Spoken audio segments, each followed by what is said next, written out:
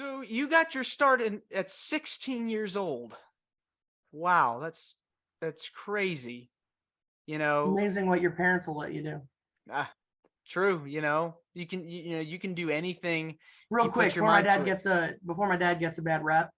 Uh, so when I was 16, I moved out of his house, moved in with my biological mom, and I was allowed to do whatever I wanted. That's how that worked. Wow. Okay. Okay. All right. So you started training at 16. And as we talked about, wrestling is not easy. It's very, It's not. very, very hard. You know, just like anything else in the entertainment or sports world, it's very hard to break in. Tell me about what the training process was like for you in getting started in the wrestling business. Grueling. Well, I should start off by saying that I didn't even know indies existed at all. Um, Prior to me moving from my dad to my biological mom's house, I had fallen asleep cooking and caught my dad's house on fire. So for 3 months, we had to live in an apartment nowhere near my neighborhood. And again, I didn't drive, I didn't have a car, so I sat in the apartment most of the summer. And I found ECW and started watching that religiously. And then my sister mentioned that a girl we went to high school with like goes to all the shows, knows all the guys. And as fate would have it, about a week and a half later, I ran into that girl. I hadn't seen her in years. Ran into that girl in the food court of the mall. I was having lunch with my mom. And she came over to say hello. And I'm like, oh my God. Rose said that you go to Rose is one of my sisters. You go to ECW, all the guys. She's like, yeah. I'll take you. Da, da, da. So around this time, I was bouncing back and forth between my parents' houses. And my dad would say I could go to an ECW show and then would, like 2 days before the show, would find a stupid reason to ground me so I couldn't go. But I ended up eventually going, which was fantastic. Everyone was super cool. Met a couple of people. And then the girl that I went with got asked to do an indie show in Philly by Angel Amoroso, who worked for ECW at the time. So me, my mom, and her went down. My mom drove us. And we did the show. And then, as customary after indie shows, everyone goes out to eat. So we all went out to eat. We were at this long table. And I was sitting like one person over and across from Angel Amoroso. And we were all eating. And my mom happens to throw up. Now, this was before women's wrestling was like, there were 90 bajillion female wrestlers. At the time, there were only maybe 3 or 4 in the tri-state area. My mom mentions that I'd always wanted to wrestle, and Angel was like, wait, really? She's like, I'll train you for free just to have somebody else to take with me to work. So that's how I started training.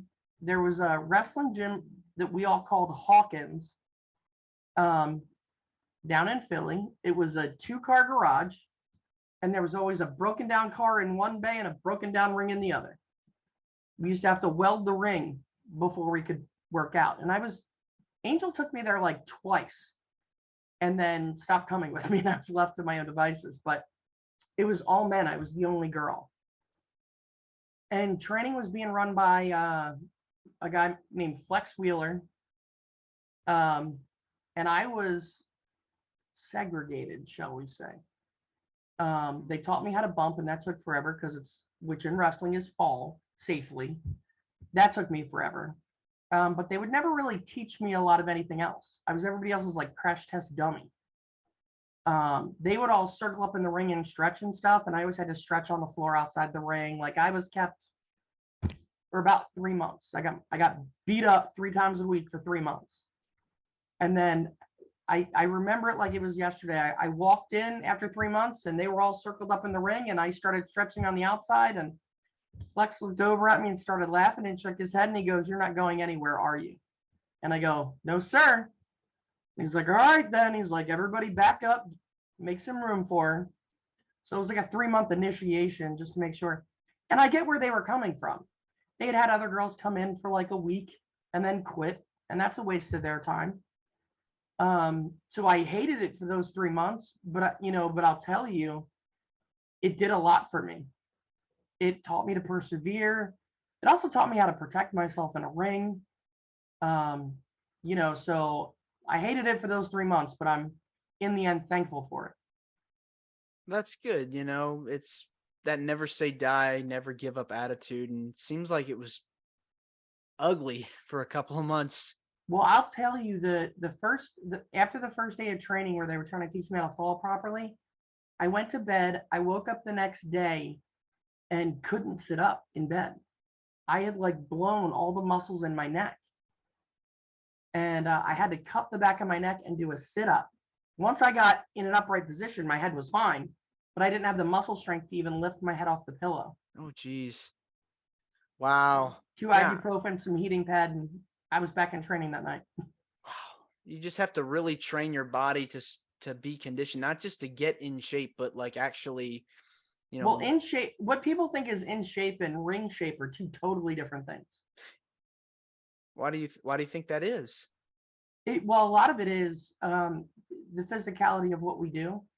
I've had people come in that are marathon runners and blow up in a ring in 3 minutes because the cardio you need in the ring is a lot of start, stop, start, stop, start, stop, as opposed to just good cardio. Mm. You need to have good balance, good hand-eye coordination, stuff like that to be a pro wrestler.